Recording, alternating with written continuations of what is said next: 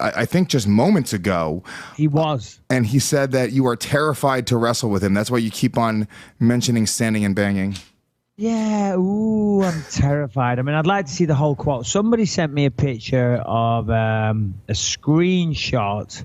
Hold on, where is it? Where is it? Where is it? If Shannon pulls it up, can you hear it on his? George St. Pierre on Bisping. He's terrified of me wrestling. All right, no, Shannon doesn't need to play it. He is terrified of me wrestling him. Terrified. That's why in every interview, he begging me to stand and bang with him. You know, bang. It's okay, George. I'm not terrified. Absolutely not terrified. Far from it. Although, let's be honest, let's call a spade a spade. That's his best chance of winning. You know, to take me down and hold me down. If he stands on the feet, he gets knocked out, period. So it's not that I'm terrified. Of course, it's an MMA fight. And then he did say in the thing, he said he should go and be a kickboxer if he's so terrified. I fucking trained with a bunch of wrestler meatheads this whole training camp, George, specifically for you pussy. So, yeah, that doesn't concern me at all. Joe Rogan saying ticket sales are shit doesn't concern me. And that's about that.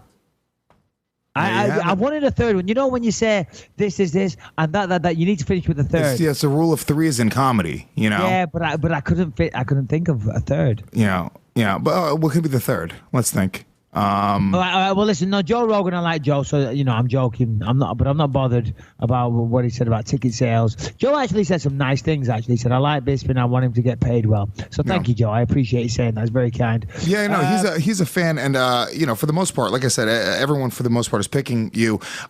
Here's what I picked. Here's what I pulled up though. I figured it out. Maybe the ticket sales, according to Rogan, maybe they're not doing so well because there's a lot going on in November in New York City. I have a bunch of events that I have in New York City that I'm pulling up, and you have a lot that you're competing with.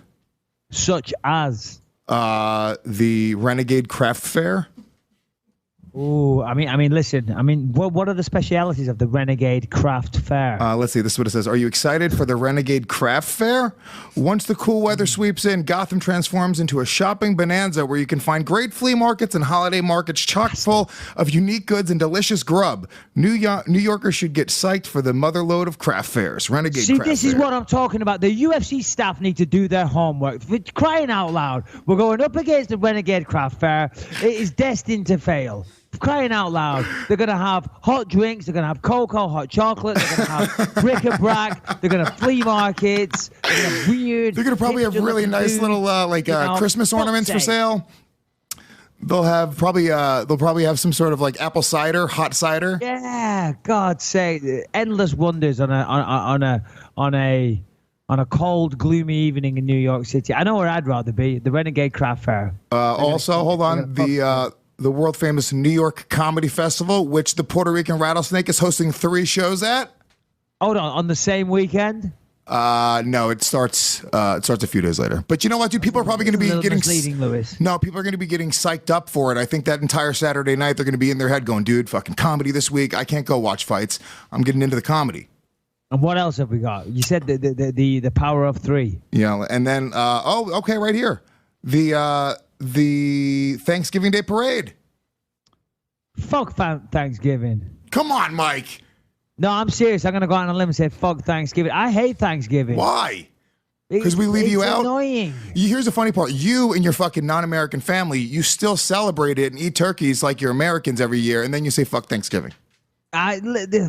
Well, I'm sure the Indians say fuck Thanksgiving as well. I mean, what did you do? Did you all slaughter the Indians? I mean, you dressed it up like it was some kind of... Yeah, but it was an ambush, right? You set them up. Is that look, correct? I'm going to probably get some shit about this, but those Indians, you know what they were going to do to the European settlers? Say it, Lewis, don't, do you have any idea what they were going to do to those European settlers? Listen, the PC police are strong. Don't do it.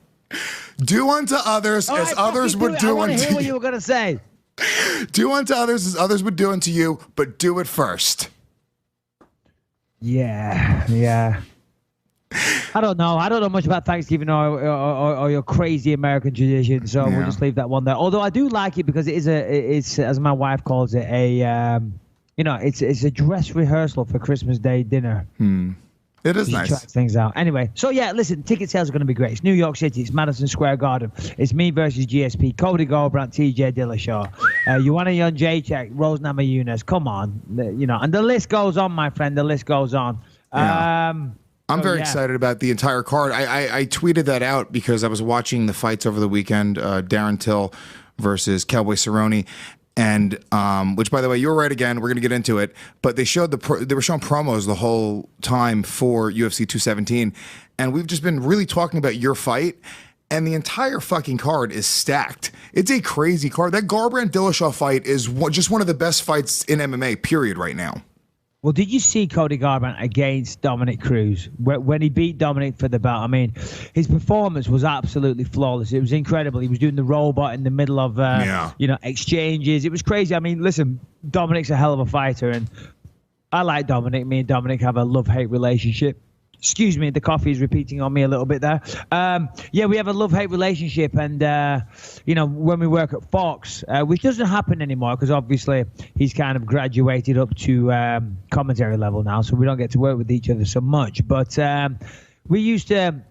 We would bust each other's balls to the point of wanting to kill each other and actually fight. But it's a love-hate. He's a good dude. So it was kind of, I didn't enjoy watching that fight. I didn't enjoy seeing Dominic lose his belt. But at the same time, you got to give it up for Cody Garbrandt, man, because it was unbelievable. It really was, and fair play to him. And then after he won the belt, he gave it to the kid that was fighting cancer and things like that. So it was a beautiful moment. But just going back to the fight, he was faster. His takedown defense was better. His wrestling was better. His punching was better. It was an incrediad performance, man. Yeah, so and also if we're considering how good Dominic Cruz looked, even with all the time off, Dominic Cruz looked like, head and shoulders above everybody else. And then Cody Garbrandt really came out and looked that much better than Dominic Cruz in that fight.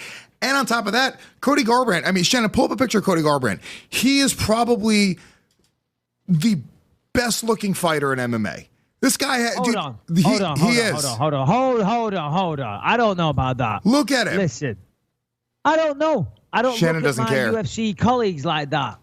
I do. But, well, yeah, that doesn't surprise me, and good for you. And good for everybody. Actually, I only do this because I have a problem. Cody's a good-looking guy. He's a sharp dude. He dresses well. The tattoos, that's his thing. He looks good. It's just, it's a little too preened for my liking.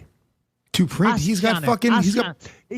Listen, there's a lot of sculpting of those eyebrows going on. Yeah, but he's got prison tats, dude. He's a little bit much. He's a little too feminine. I mean, he's a good-looking dude. He's better looking than me for sure. That's not what I'm saying. It's not a competition, but it's just, I think he needs to just let his eyebrows be a little rougher. Yeah. Well, here's the thing. It's a good balance because he's all tatted up. He looks like a fucking prisoner, and then he puts on a suit, and you're like, oh shit, he cleans up.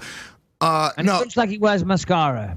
Here, what's funny? Shannon, she's going through pictures right now, one by one. I see her face. She's like, oh, he looks good there. He was in the suit, and she really liked it. And then she just Googled his height, and then just looked down at her hands and started shaking her head. He's 5'7". Is that a deal breaker, Shannon? Yes, it is. Wow. I got to be 5'10" and up. It's a deal breaker for my wife as well. She's like, if anyone's short, it's out the window. Why is that, Shannon? You know what? Because I feel like if a guy is not tremendously bigger than me, then he's not bigger than me at all. I want to feel small next to a guy.